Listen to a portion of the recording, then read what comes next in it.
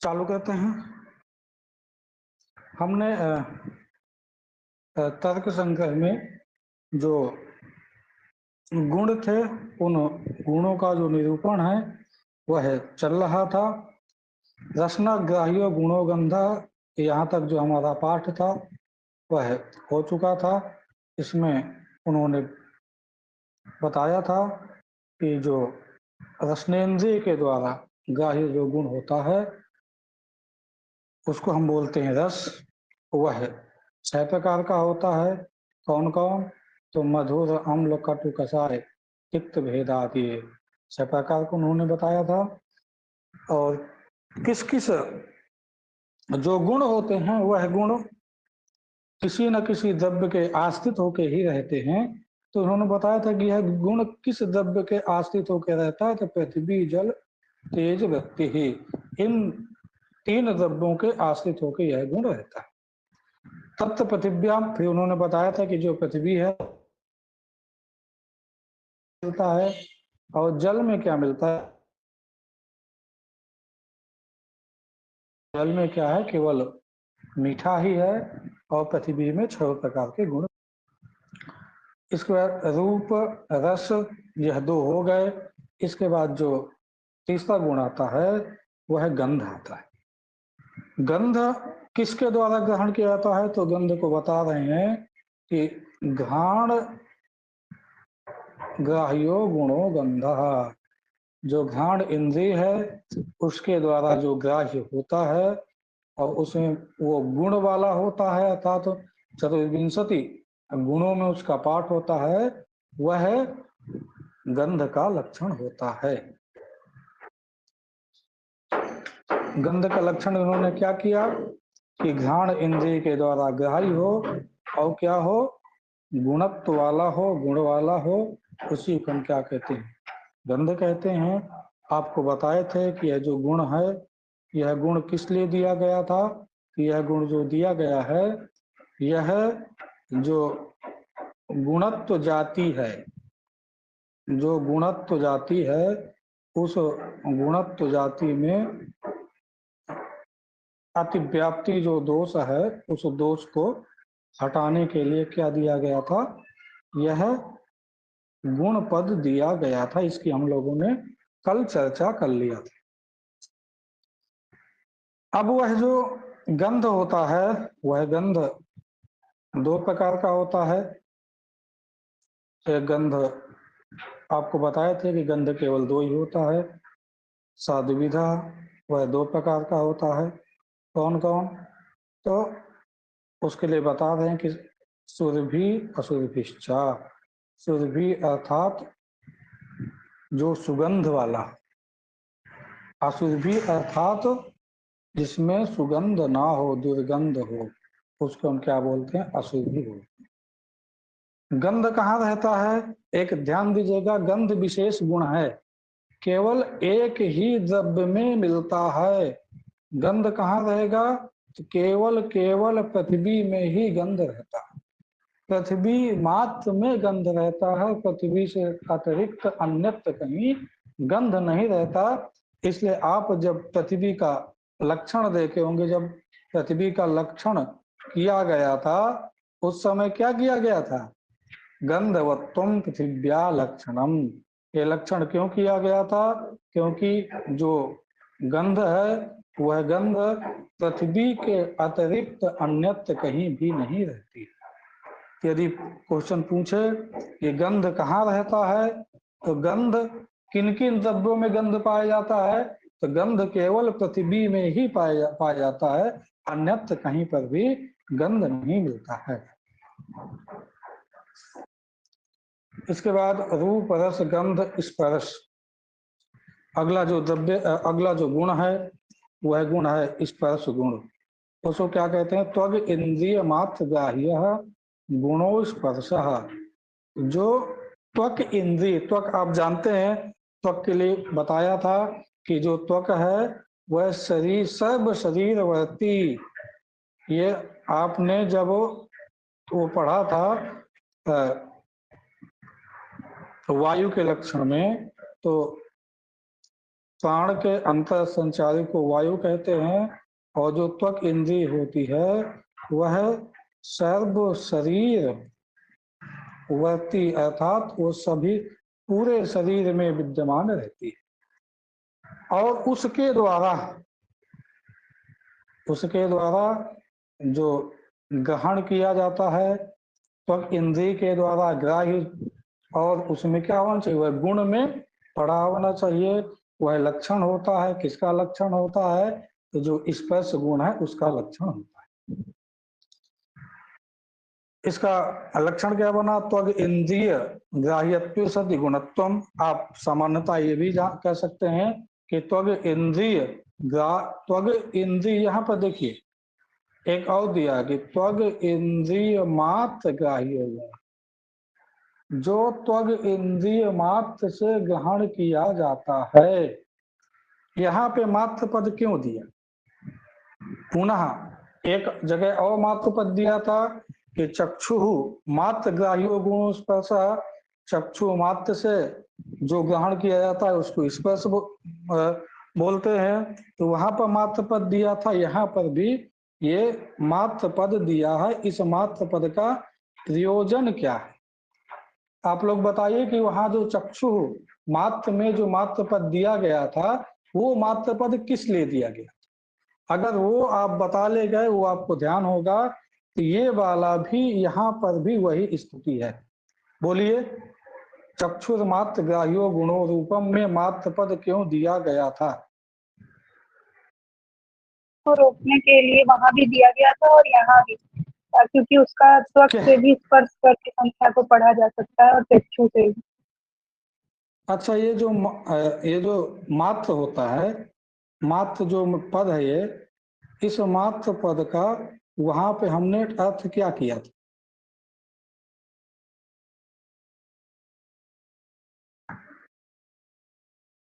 जिससे केवल चक्षु के द्वारा ही देखा जा सके वो।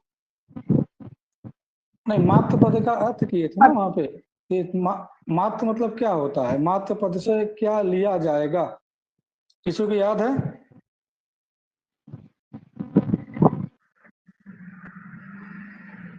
उत्पन्न ना हो, जैसे जब हम चक्षु मात्र ग्राह्यो गुणो रूपम, जिससे जो हाँ, कि उसका अन्यत्र न जाए, संख्या आदि में न जाए, वो सिर्फ चक्षु से ही ग्रहण होगा, तो उसको रूप में कहा गया। बिल्कुल, ये तो आपकी बात देखिए, ऊपर देखिए, तो आपकी बात एकदम सही है कि जो मात्र पद दिया गया था वह संख्या में लक्षण न चला जाए, ये जो संख्या है इस पे लक्षण न चला जाए, इसके लिए इन्होंने मात्र पद दिए।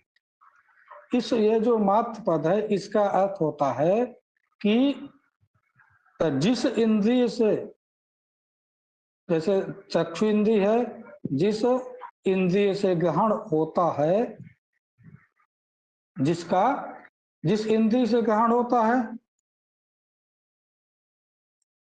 उसके बाद उससे भिन्न इंद्रिय से ग्रहण ना हो। ध्यान दीजिए, भिन्न इंद्रिय से ग्रहण ना हो, यही क्या है, मात्र पद का यहाँ प्रयोजन है। अब देखिए, आप संख्या में देखिए और रूप में देखिए, ये जो संख्या है, जो संख्या बतलाई गई है, ये जो संख्या, यह चक्षु इंद्रिय से ग्रहण इसका किया जाता है, और चक्षु से भिन्न इंद्रिय जो है वह कौन है, त्वक। उस त्वक के द्वारा भी इस संख्या का ग्रहण होता है। और मात्र पद क्या कहता है कि जिस इंद्रिय से ग्रहण हो, जैसे कि चक्षु मात्र हमने कहा, तो केवल चक्षु इंद्रिय से ही ग्रहण होना चाहिए, चक्षु से भिन्न इंद्रिय से उसको ग्रहण नहीं होना चाहिए। तो रूप जो है चक्षु इंद्रिय से ग्रहण होता है, चक्षु से भिन्न इंद्रिय से रूप ग्रहण नहीं होता है, इसीलिए जो रूप है उसमें लक्षण चला जाता है। संख्या में क्यों नहीं जाता है?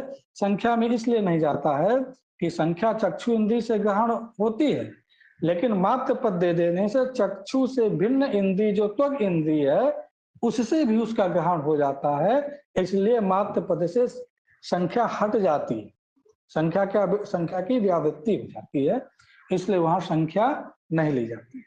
उसी प्रकार यहाँ पर भी वही आपकी स्थिति है।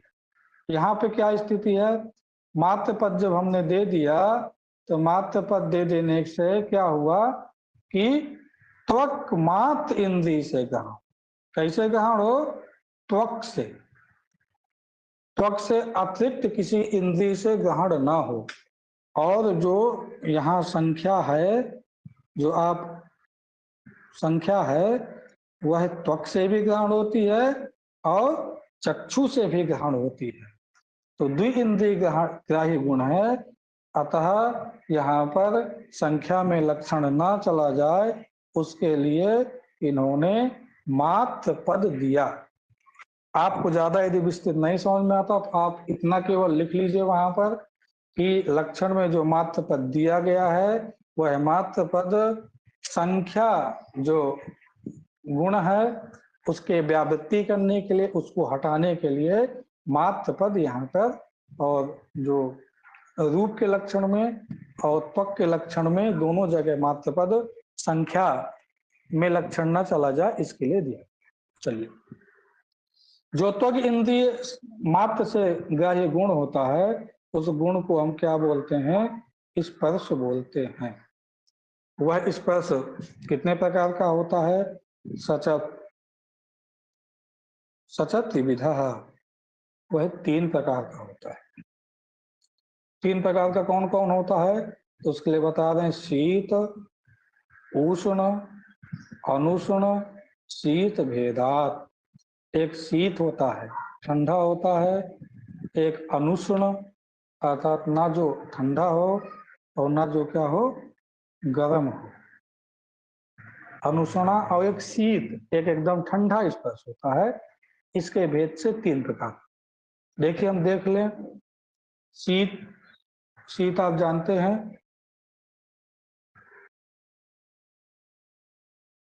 हाँ ऐसे करना, शीत, उष्ण और अनुष्ण शीत भेदा। हमने गलत पहले बोल दिया था, आप ऐसे समझिए, शीत है पहले, शीत मतलब ठंडा स्पर्श, बर्फ छूते हैं तो आपको एकदम ठंडा स्पर्श होता है। इसके बाद ये उष्ण आएगा, गुण हो गया है आ उ मिला के ओ, तो उष्ण स्पर्श, उष्ण स्पर्श आप जानते ही है, आग को छुएंगे तो आपको उष्ण स्पर्श की प्रतीति होगी।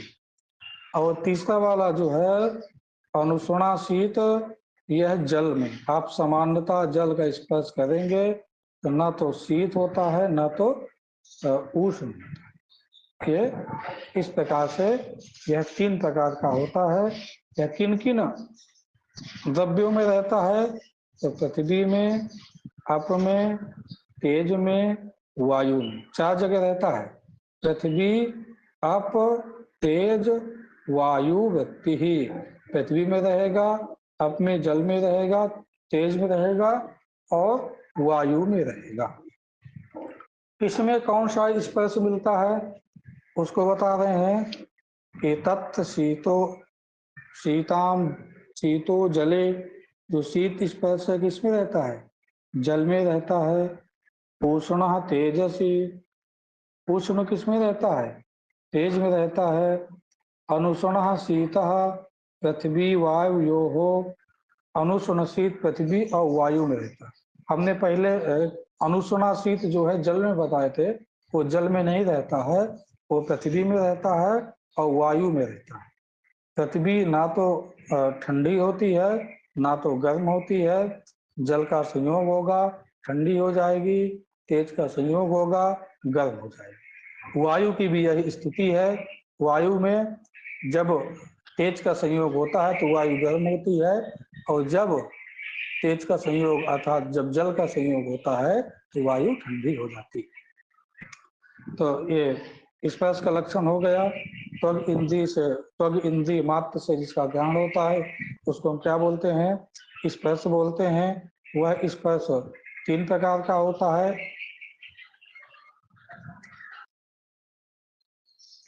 शीत, उष्ण और अनुष्णा शीत। शीत आप जानते हैं जल में रहता है, उष्ण तेज में रहता है, और अनुष्णाशीत पृथ्वी और वायु में रहता है। ये ध्यान देते हुए चलिएगा कि कौन सा जो गुण है कौन कौन से द्रव्यों में रहता है। इसके बाद एक चीज है, ये रूपादि चतुष्टयम पृथिव्याम पाकजम नित्यम नित्यम च, और फिर अन्यत्र अन्यत्र पाकजम नित्यगतम नित्यम, नित्यम अनित्यम च, अन्यत्र जो है अपाकजम, नित्यम अनित्यम च, जो नित्यगत होगा उसको नित्य बोलेंगे, अनित्यगत जो होगा उसको हम अनित्य बोलेंगे।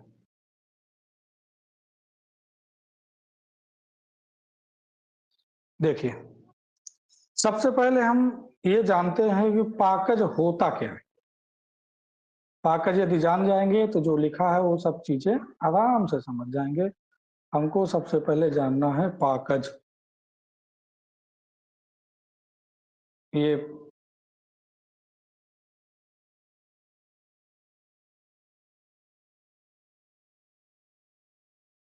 देखिए पाकज है ना, पाकज शब्द का अर्थ जान लेते हैं। इसमें दो शब्द हैं, पाक जा। पाक है और जा है, मतलब पाकात जायते इति पाकजः। क्या अर्थ होगा? पाकात जायते, इसका अर्थ निकला कि जो पाक से उत्पन्न होता है उसको हम क्या बोलते हैं? पाकज बोलते हैं। ठीक है, पाक से, जो पाक क्रिया आप जानते हैं, पकाना जो क्रिया है, उससे उत्पन्न जो होता है वह हम उसको हम क्या बोलते हैं? पाकज बोलते हैं। पाकज देखिए रहता कहाँ है? चार जगह ये रहता है पाकज। कहाँ कहाँ? तो रूप में, अभी सब रस में सभी चीज बताएंगे कैसे रहता है। रस में, गंध में, और स्पर्श। हाँ, कहाँ कहाँ रहा? रूप, रस, गंध और स्पर्श, ये चार जगह आपका पाकज रहता है। हम समानतः भी शास्त्र की दृष्टि से नहीं, हम जो प्रतिदिन लोक में जो देखते हैं उसी की दृष्टि से हम पहले देख लेते हैं, शास्त्र में फिर आ जाएगा। जैसे हम दाल बनाते हैं, दाल बनाते हैं ना, तो ये दाल बनाने में आप लोग बताइए कि जब दाल चढ़ाते हैं दाल को, तो दाल को बनाने के बाद क्या क्या दाल में बदल जाता है? कच्ची दाल और पकी दाल में क्या क्या भेद होता है बताइए। रूप बदल सर जाता है। उसका रूप, रस भी बदल जाता है, गंध भी बदल जाती है और स्पर्श भी।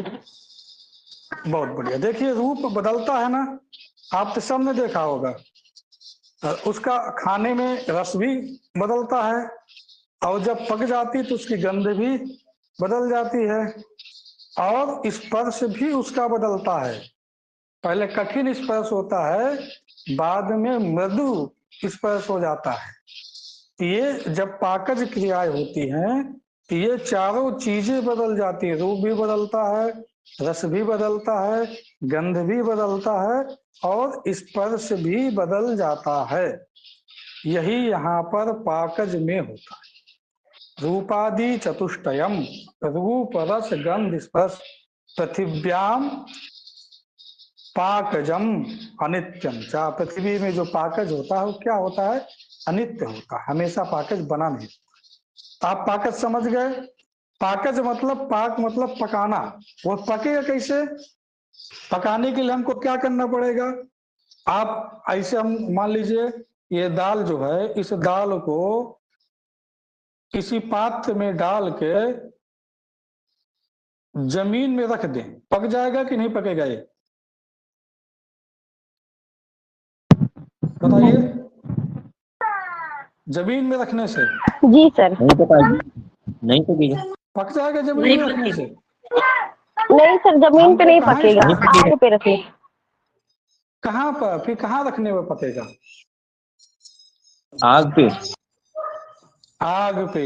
बहुत बड़ी आग, मतलब कि जो विजातीय तेज है, विजातीय कहिए सामान्य, अथवा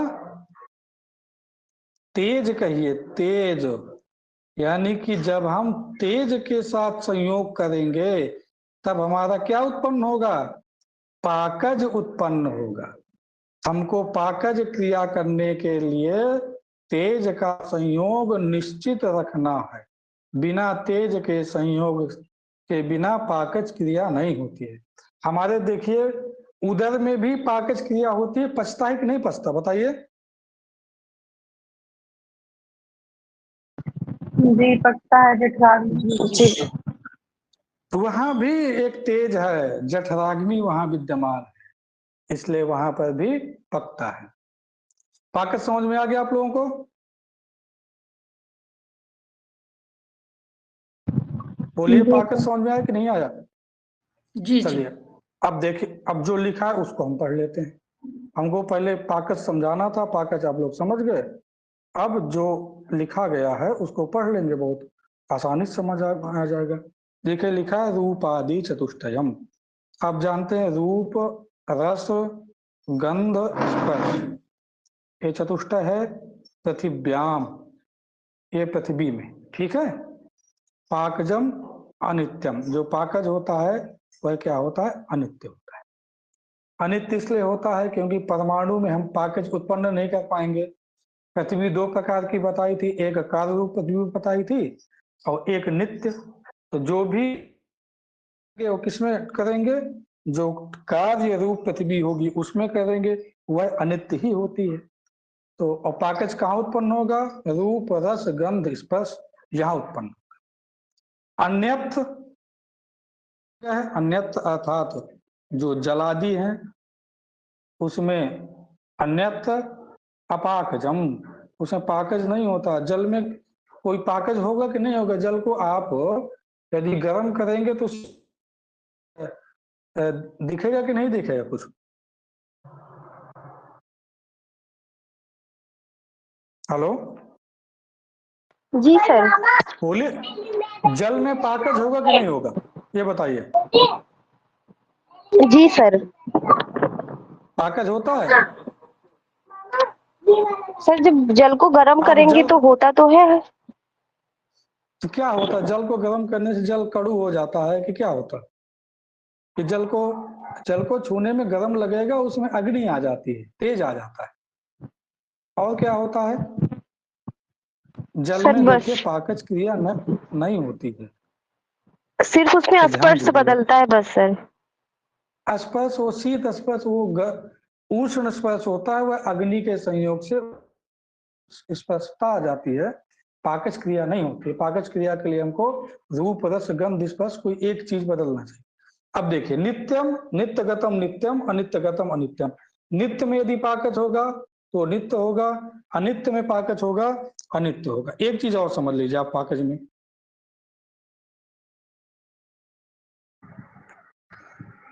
देखिए आम, आम जानते हैं कि नहीं? आम का जो फल होता है, जब कच्चा आम होता है तो उसको हम किसमें, जो तिनके में, यहाँ जो यूपी में जो गेहूं होता है, गेहूं का जो भूसा होता है, उस भूसा में आम को हम दबा देते हैं। तृणपुंज में हम क्या कहते हैं? आम को दबा देते हैं। अब जब आम निकलता है तो आपने देखा होगा कभी कभी आम में क्या होता है कि उसका जो रूप है वह बदल जाता है, लेकिन रस में परिवर्तन नहीं आता है। कभी कभी चारों बदलते हैं, कभी रूप बदलता है, रस में परिवर्तन नहीं आता है। रस में परिवर्तन आ जाता है, रूप नहीं बदलता है। कहीं कहीं कभी कभी गंध और स्पर्श, गंध में परिवर्तन आता है और उसके स्पर्श में भी क्या आ जाता है, परिवर्तन आता है। तो जो पाकज है, ये पाकज चारों चीज करे ऐसी बात नहीं। पाकज से कभी रूप बदलता है तो रस नहीं बदलता। कभी कभी आप देखते होंगे दाल को पकाते पकाते थक जाएंगे लेकिन नहीं पकेगी। तो चारों चीजें निश्चित नहीं कि चारों चीजें बदल जाएं। कहीं रूप बदलेगा, रस नहीं बदलेगा, कहीं रस बदलेगा, कहीं गंध नहीं बदलेगा, कहीं गंध बदल जाता है और रस नहीं बदलता है। तो ये चारों चीजें जो पाकज में होती हैं, कहीं दो चीज होती हैं, कहीं एक चीज हो, कहीं दो चीजों से तो ऊपर होती है। दो चीज तीन चीज कोई एक नहीं होगी, कोई दूसरी हो जाएगी। ऐसा भी पाकज जो क्रिया है उसमें देखा जाता है। अब देखिए पाकज क्रिया की एक विशेष महत्ता जो शास्त्रों में वर्णित है। गाय, अच्छा आप लोग बताइए, गाय क्या घास खाती है ना? बोलिए। जी जी। और गाय का दूध कैसा होता है? सफेद श्वेत। सफेद होता है, मीठा होता है। तो गाय ने तो घास खाया और घास खाने के बाद उसमें जो दुग्ध निकला वह घास की तरह नहीं निकलता है। तो अब इसमें दो प्रकार से लोग व्याख्या कहते हैं, वो व्याख्या में हम लोग नहीं जाएंगे। एक जो न्याय वाले हैं वो कहते हैं कि परमाणु रूप उत्पत्ति विनाश होता है। एक दूसरे वाले हैं दूसरा मानते हैं। वो सब चर्चा का विषय नहीं है। हम लोग इतना जान लें कि पाकज के बारे में आप लोग समझ गए कि नहीं समझ गए। ये बात ध्यान में रखिए कि गोपुंज वाला जो गाय वाला है, यह प्रकरण कभी आपको पढ़ना पड़े तो यह अच्छे से फिर किया जाएगा। ये चीज क्लियर हुई पाकज की? जी सर। जी किसी कोई संदेह तो नहीं आप इसमें कुछ ना समझ में आया हो अभी तक? ये शीत का जो है तो ये शीतो जले हाँ। ऐसा दिया है, लेकिन शीत लहर जब आती है तो उसमें तो पानी नहीं रहता, लेकिन फिर भी स्पर्श तो होता है त्वचा को। कहाँ पे दिया है ये ये? त्वगिंद्रिय। शीतो जले। हाँ, हाँ, उसमें शीतो जब जले। शीत लहर आती, हाँ जब भी शीत लहर आएगी तो उसमें जल की मात्रा मिली हुई होती है। जल उसमें रहता है। ओस कितनी गिरती है? जल से गिरती है। बिना जल के वायु कभी भी ठंडी हो ही नहीं सकती। ये बात जी आप ध्यान में रख लीजिए, बिना जल के वायु ठंडी जी नहीं होगी। जी जी, धन्यवाद। यहां तक जो गुण वाला गुण के जो लक्षण चल रहे थे उसमें तो जो हम लोग पढ़ रहे थे उसमें कोई एक द्रव्य में कोई दो द्रव्य में ऐसे रहते थे। अब इसके आगे जो कुछ लक्षण चलेंगे उन लक्षणों में 9 द्रव्य वृत्ति होगा। 9 द्रव्यों में वह विद्यमान रहेगा। आपको बहुत सावधानी से पढ़ना है और तैयार भी करना है। किसी दिन पूछेंगे भी कि कौन गुण किस द्रव्य में रहता है। अब अगला जो है संख्या है। संख्या को बता रहे हैं कि एकत्वादि व्यवहार हेतु संख्या। एकत्वादि मतलब एकत्वादि, एकत्व है आदि में जिसके, एकत्व द्वित्व तृत्व ऐसे जो व्यवहार हेतु है। एक दो उतय, ये व्यवहार की जो हेतु है इसको हम क्या बोलते हैं? संख्या बोलते हैं। एकम शतम, एकम 10 शतम चैव सहस्त्रम आयुतम तथा लक्ष्यम च निर्युतम चैव कोटि अर्बुदमेव च। इस प्रकार से संख्या के बहुत ज्यादा उन्होंने विभाग किए हैं। वह किस लिए किए हैं? तो व्यवहार के हेतु के लिए किए हैं। हमको 1 2 3 4 5 ऐसे व्यवहार करना होगा तो अगर हम संख्या को केवल एक ही मान लें, ये सब व्यवहार नहीं हो सकते हैं, तो लोक में ये सब व्यवहार हो जाए, उसके लिए इन्होंने ये सब संख्या की कोटियां बना दी, व्यवहार के लिए बहुत सारे उसमें बदल दिया संख्या। वह संख्या कितने प्रकार की होती है, तो बता रहे हैं कि सा नौ द्रव्य वृत्ति ही, वह जो संख्या होती है वह ऐसा कोई द्रव्य नहीं है जहां पे संख्या ना रहे। नौ द्रव्य में संख्या रहती है, ध्यान दीजिएगा। और संख्या क्या है, एकत्वादि पराध पर्यंताः, एकत्वादि जो एकत्व द्वित्व तृत्व इत्यादि है उससे लेकर के पराध बहुत आगे तक संख्या होती, शंख पद्म सागर यहां तक संख्या होती है। इसके बाद एकत्व को बता रहे हैं कि एकत्व जो संख्या है वह एकत्व संख्या नित्य भी होती है और एकत्व संख्या अनित्य भी। कैसे नित्य कैसे अनित्य होती है, तो देखिए हम देखते हैं, ये एकत्व मान लीजिए संख्या रहती कहाँ है, संख्या हमेशा अपने संख्या में रहेगी, जिसको बताना होगा उसी में रहेगी। ये दो कोटियां हो गई, देखिए एक आपका हो गया घट और दूसरा आपका हो गया आकाश। अब आप लोग बताइए कि यदि घट में एकत्व है तो नित्य है कि अनित्य है, यदि आकाश में एकत्व है तो वह नित्य है कि अनित्य है, बोलिए जल्दी। सर घट का एकत्व अनित्य है और आकाश का नित्य है। क्यों? क्योंकि आकाश हमेशा रहता है और घड़े तो बदलता रहता है संख्या में। बहुत बढ़िया। जो घट है वो घट ये अनित्य है, क्यों? क्योंकि यह है पृथ्वी है, ये कार्य रूपा पृथ्वी है घट, इसलिए घट क्या है, अनित्य है। आकाश क्या है, यह नित्य है। तो जब इसके साथ एकत्व एक बार जुड़ जाएगा ये नित्य ही चलेगा, हमेशा रहेगा। और घट के साथ एकत्व जुड़ेगा, घट नष्ट तो उसका एकत्व भी वही नष्ट हो जाएगा। क्योंकि आपको बताए कि जो संख्या होती है, संख्या जो बताए थे कहाँ रहती है, संख्या संख्या में रहती है। संख्या मतलब किसी व्यक्ति में रहेगी। जैसे एकत्व संख्या यहाँ पर संख्या घट उसमें रही, एकत्व संख्या का संख्या आकाश इसमें रही, तो संख्या संख्या में रहती है। संख्या का नाश हो गया तो संख्या भी उसके साथ क्या हो गई, नष्ट हो गई, चली गई। इसलिए उन्होंने बताया एकत्व जो है यदि नित्यगत होगा तो वह नित्य कहलाएगा, और एकत्व यदि अनित्यगत होगा तो एकत्व क्या कहलाएगा, अनित्य कहलाएगा। स्पष्ट हुआ?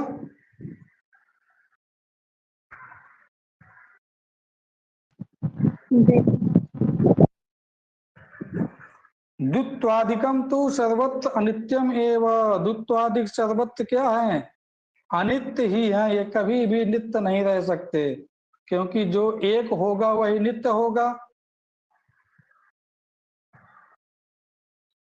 एक होगा वही नित्य होगा, दो नित्य नहीं होते। दो का व्यवहार मालूम कैसे होता है, देखिए दो का व्यवहार ऐसे होता है, अयम एकः,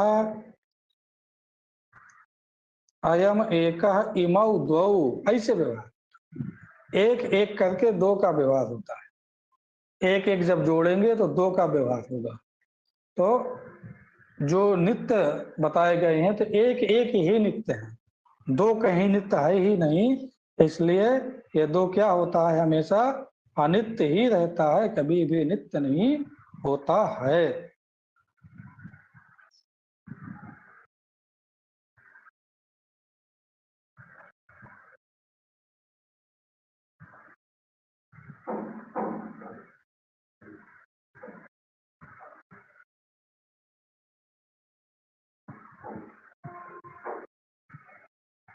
चलिए इसके आगे है परिमाण का लक्षण बता रहे हैं। परिमाण किसे कहते हैं, तो उसको बता रहे हैं कि मानव व्यवहार साधारणम कारणम परिमाणम, जो मानव व्यवहार है अर्थात जो माप का व्यवहार है, इसका जो असाधारण कारण होता है उसी को हम क्या बोलते हैं? परिमाण बोलते हैं। मान का मतलब कि माप का जो व्यवहार होगा वह किसके द्वारा होगा? तो कोई ना कोई उसको मापने वाला होगा। जैसे कि इन्होंने 4 प्रकार का अंतिम में बताया है कि चतुर्विध होता है, अणु, महत ये एक कोटि है, दीर्घ, ह्रस्व यह एक कोटि है। ठीक ऐसे ये है, मान लीजिए ये गोला है एक,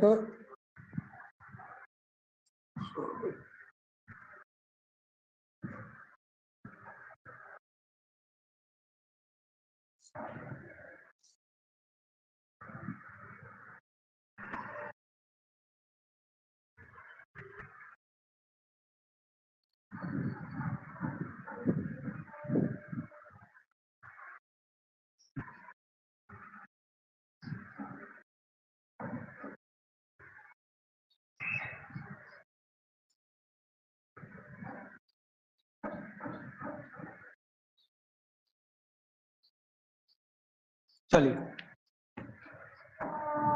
स्क्रीन सबको दिख रही है? जी। चलिए, ये हम परिमाण में चल रहे थे।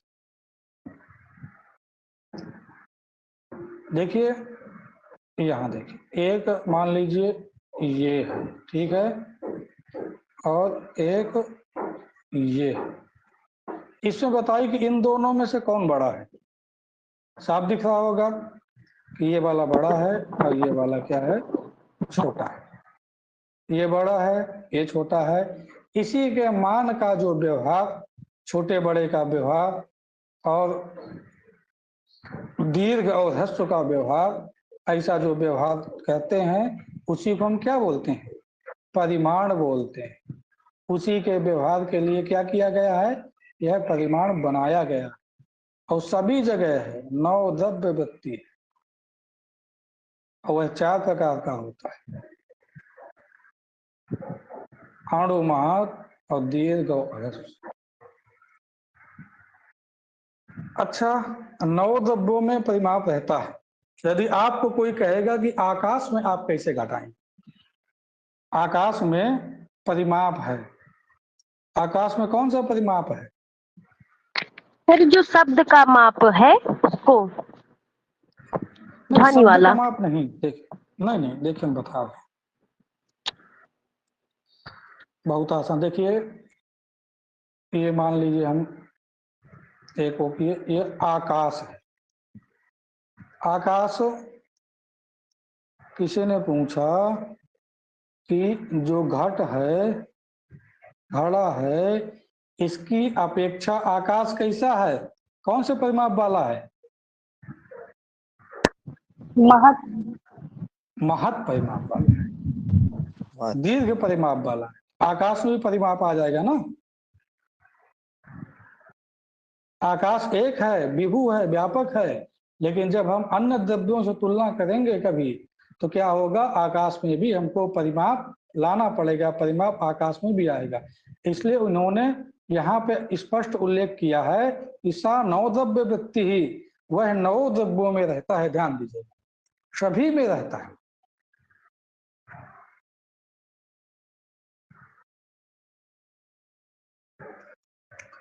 इसको ध्यान दीजिएगा। परिमाप कितने प्रकार का? बोले। आकाश में गुरुजी ये अणु माप नहीं रहेगा? उससे महत से छोटा तो अणु हो गया। नहीं, अणु जब आकाश जब प्रलय अवस्था आएगी, उस प्रलय अवस्था में जब सभी चीजें नष्ट होंगी, आकाश भी जब नष्ट होगा तो अणु रूप में आकाश विद्यमान रहेगा। किसी भी पदार्थ का जो अणु है, किसी भी द्रव्य का जो अणु है, वह कभी भी नष्ट नहीं होता है। ठीक है जी गुरुजी।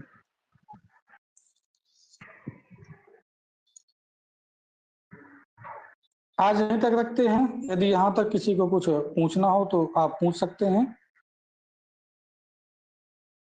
आप लोग तैयार करते हुए चलिए और कोशिश करिए कि सभी लोग बोलें अधिक से अधिक। सर अणु और परमाणु एक ही है? हाँ, अणु और परमाणु एक ही है। अणु एक प्रकार से इन्होंने परमाप बता दिया। अणु मतलब कि सबसे छोटा, जो परमाणु होगा वह अणु में आ जाएगा।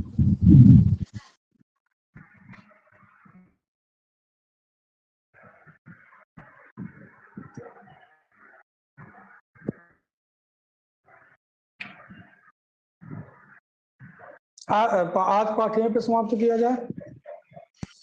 जी भैया।